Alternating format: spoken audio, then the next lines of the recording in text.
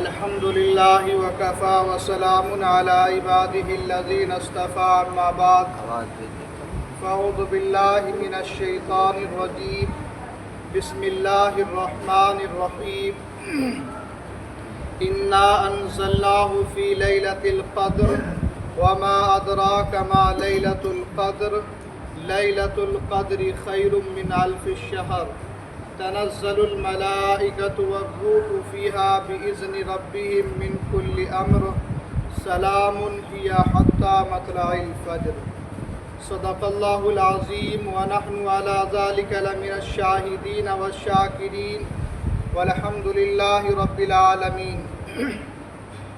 معزز سامعین، جیسا کہ آپ تمام لوگوں کو معلوم ہے کہ رمضان المبارک کا مقدس مہینہ اپنی اختتام کی طرف رواں دوا ہے۔ بڑے خوش نصیب اور خوش قسمت سعادت مند ہیں وہ لوگ جنہوں نے اس ماہ مقدس میں اللہ تعالیٰ کی رحمتیں، مغفرتیں، عنایتیں سمیٹنے میں کامیاب رہے، اور جنہوں نے اس ماہ مقدس میں اپنے رب سے اپنے گناہوں کو بخشوا کر جہنم کی آگ سے آزادی کا پروانہ حاصل کیا۔ نبی اکرم صلی اللہ علیہ وسلم نے رمضان المبارک کے آخری عشرہ کے طاق راتوں میں شب قدر کی تلاش کا حکم فرمایا، اس لیے کہ شب قدر کی رات اللہ تعالیٰ کی آخری کتاب قرآن مجید جو نبی اکرم صلی اللہ علیہ وسلم کے سینہ مبارک پر 23 سالوں میں نازل ہوئی، یہ شب قدر کی رات قرآن کریم کی آسمان دنیا پر نزول کی رات ہے۔ اسی وجہ سے اللہ تبارک و تعالیٰ نے اس شب قدر کی ایک رات کی عبادت کو 1000 مہینوں سے افضل قرار دیا ہے۔ یہی وجہ ہے کہ پوری دنیا کے مسلمان اس رات میں رات بھر جاگ کر اللہ تعالیٰ کی عبادت میں مصروف عمل رہتے ہیں، اور اسی طرح رمضان المبارک کے آخری عشرہ میں ایک ایام میں سے ایک یوم جمعہ بھی ہے، جسے ہم اور آپ اپنی زبان میں الوداع جمعہ کہتے ہیں۔ اس موقع پر بہت سے لوگ اپنے آپ کو اللہ تعالیٰ کی عبادت اور ریاضت میں مشغول رکھنا چاہتے ہیں۔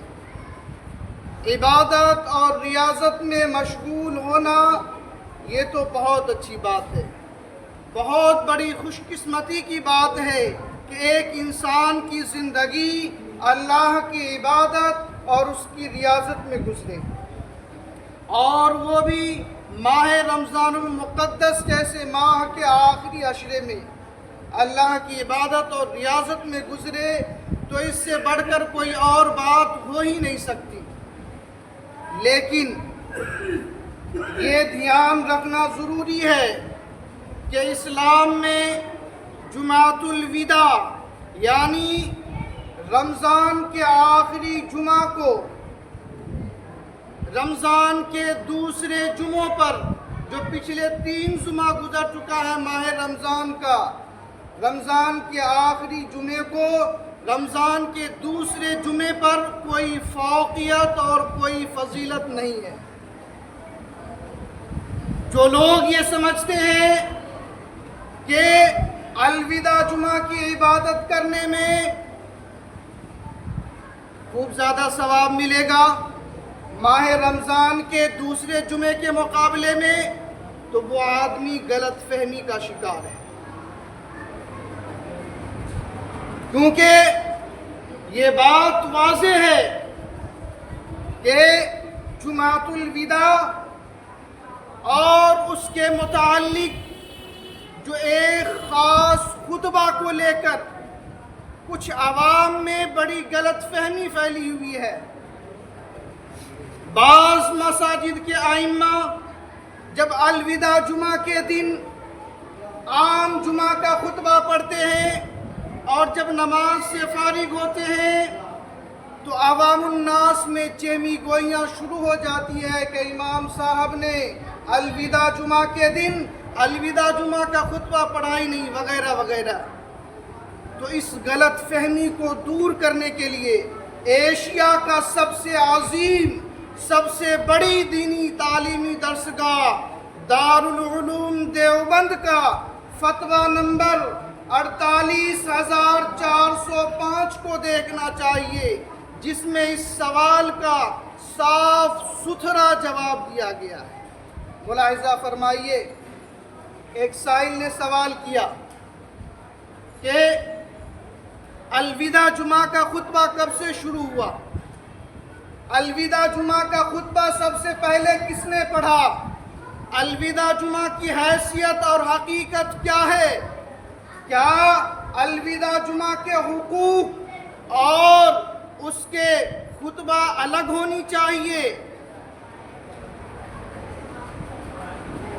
کیا الوداع جمعہ کے حقوق اور خطبہ الگ ہونی چاہیے یا الوداع جمعہ کے دن عام جمعہ کا خطبہ جو پڑھا جاتا ہے وہی پڑھنا چاہیے؟ یہ سوال ہے۔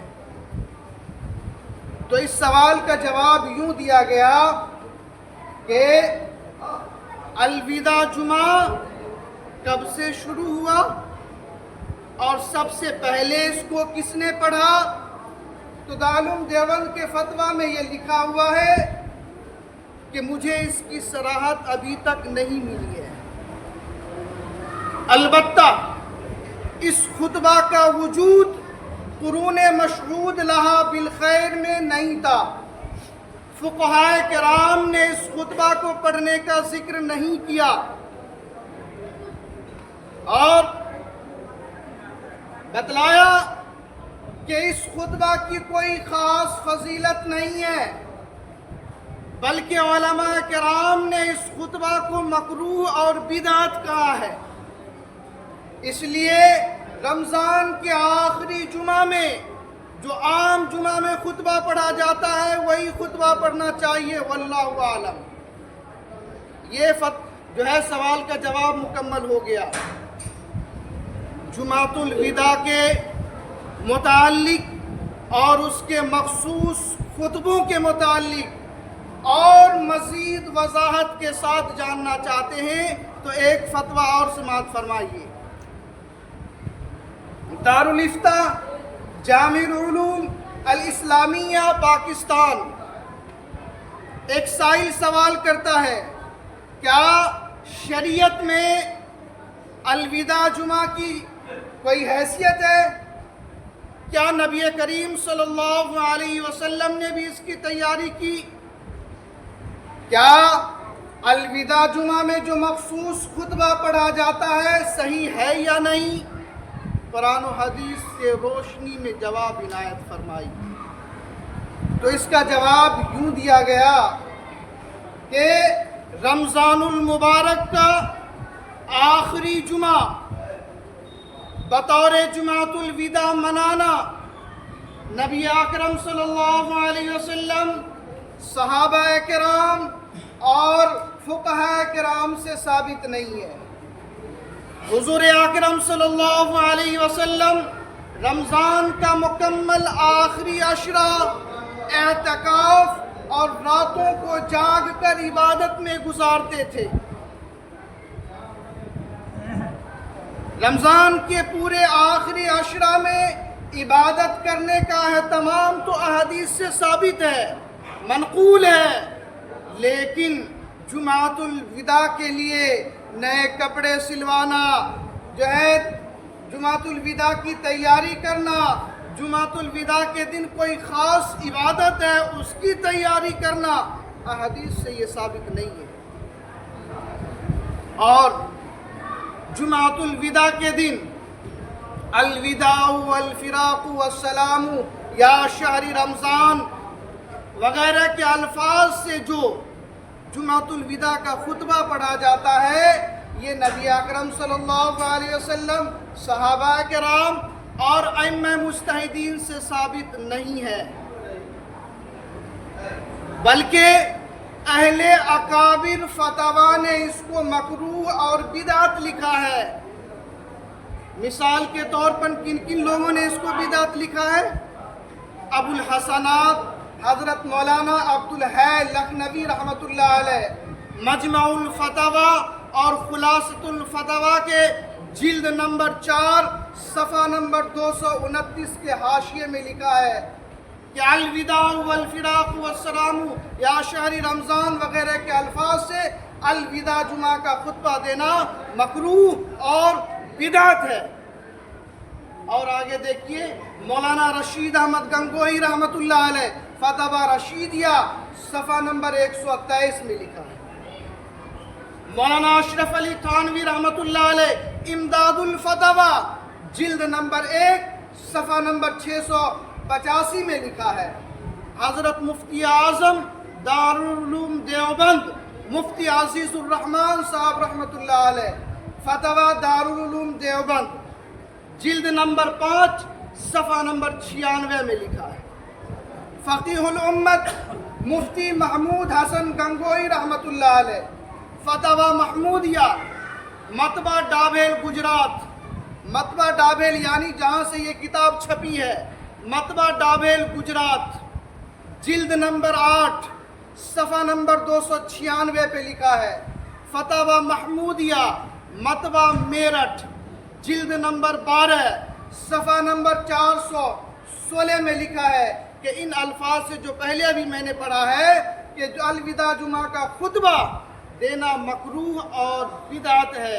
اور آخر میں مفتی شفیع عثمانی رحمۃ اللہ علیہ نے امداد المفتیین کے صفحہ نمبر 404 میں لکھا ہے کہ اس طرح کا الوداع جمعہ کو خطبہ دینا مکروہ اور بدعت ہے، اور بحوالہ فتویٰ قاسمیہ واللہ اعلم۔ میرے محترم بزرگوں دوستوں، جمعۃ الوداع اور آخری جمعہ کے متعلق عوام الناس میں چند غیر مستند باتوں میں سے ایک دعا بھی شامل ہے جو حضرت جابر بن عبداللہ انصاری رضی اللہ عنہ کی طرف منسوب کی جاتی ہے۔ حضرت جابر بن عبداللہ انصاری رضی اللہ عنہ فرماتے ہیں کہ میں ماہ رمضان میں نبی اکرم صلی اللہ علیہ وسلم کی خدمت میں حاضر ہوا تو رسول اللہ صلی اللہ علیہ وسلم نے مجھ سے فرمایا کہ اے جابر، یہ ماہ رمضان کا آخری جمعہ ہے، اس کو ودا کرو اور یوں کہو کہ یا اللہ اسے ہمارے روزوں کے خاطر یا اللہ اسے ہمارے روزوں کے لیے آخری زمانہ قرار نہ دے۔ اگر تو نے اسے ہمارے لیے روزوں کا آخری زمانہ قرار دے دیا تو ہمیں اپنی رحمت سے سرفراز کر، محروم نہ کر۔ یہ روایت اہل سنت والجماعت کہ حدیث کی کسی معتبر کتابوں میں موجود نہیں ہے، بلکہ یہ روایت اہل تشیع روافظ کے بعض کتابوں میں موجود ہے، وہی سے منتقل ہو کر کتب مواعظ میں جگہ پائی ہے۔ اس لیے ہمیں اس سے بچنے کی کوشش کرنی چاہیے۔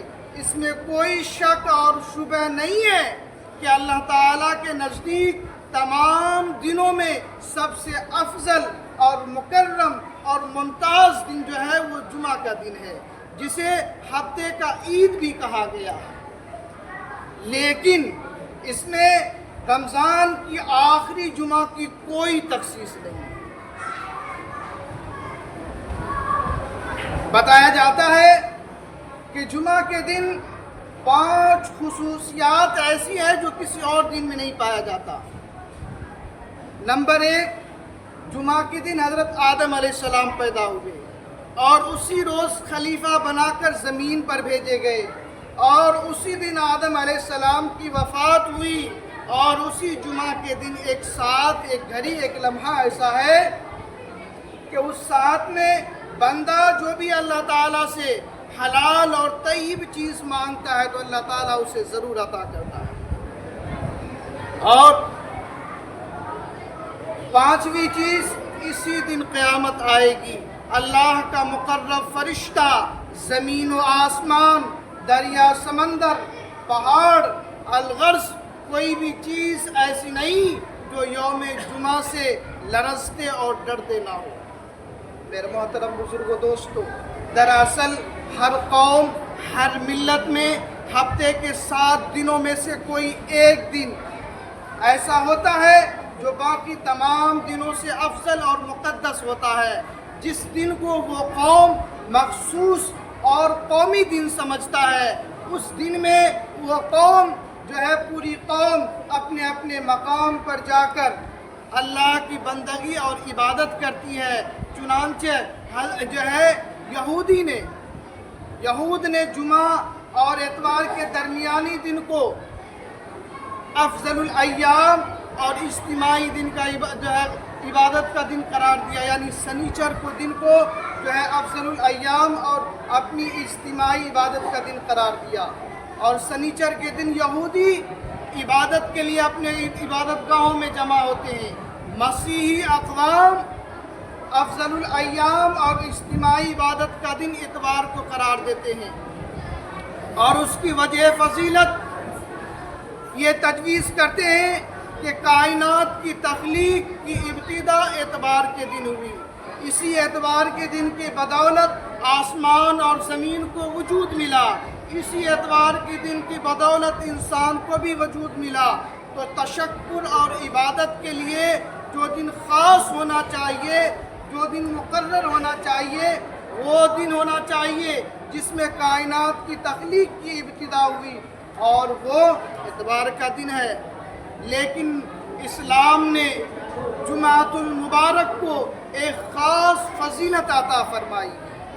हज़रत अबू हुरैरा रज़ियल्लाहु अन्हु नबी अकरम सल्लल्लाहु अलैहि वसल्लम से फ़ज़ाइल जुमा के बारे में एक तवील हदीस रिवायत करते हैं, जिसका मफ़हूम मैं आप हज़रात के सामने बयान करता हूँ कि उन तमाम दिनों में जिसमें सूरज निकलता है, उन तमाम दिनों में सबसे अफजल और सबसे बेहतर दिन जुमा का दिन है। कि इस दिन आदम अलैहिस्सलाम पैदा हुए, इस दिन उनकी लग़्ज़िश माफ़ हुई, और इसी दिन क़यामत बर्पा होगी। हर जानदार जुमा के दिन सूरज निकलने तक क़यामत की खौफ की वजह से कान लगाए रहता है।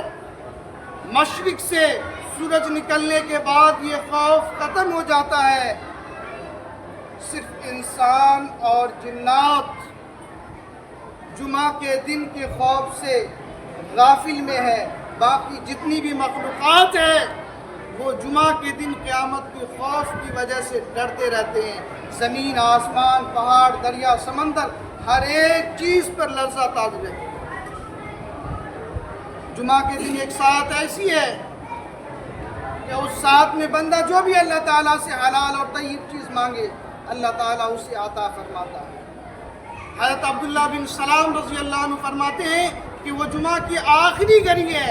एक सही हदीस में है कि वो साथ जो बंदा अल्लाह ताला से जो चीज़ हलाल और तय्यब चीज़ मांगे वो अल्लाह ताला ज़रूर अता फरमाते हैं। तो वो साथ, वो लम्हा, वो घड़ी है जुमा के दिन जब इमाम मिंबर पर बैठ जाए, उस वक्त से लेकर नमाज के ख़त्म होने तक वो वक्त है कि इस दरमियान में जो बंदा अल्लाह ताला से जो चीज़ मांगे, अल्लाह ताला उसे ज़रूर अता फरमाते हैं। जो है मज़हब इस्लाम में जुमातुल विदा की फजीलत तो है, उनकी खुसूसियत तो है, मगर लेकिन माह रमज़ान की आखिरी जुमा उसकी कोई खुसूसियत नहीं है। जिस तरह रमज़ान के पहले रमज़ान के जुमा में जो फजीलत और खुसूसियत है, उसी तरह रमज़ान के चारों जुमा एक जैसे बराबर है, किसी में कोई फजीलत नहीं है। अल्लाह ताला हमें कहने और सुनने से ज़्यादा अमल की तौफीक अता फरमाए। व आखिरु दावाना अनिल हम्दुलिल्लाहि रब्बिल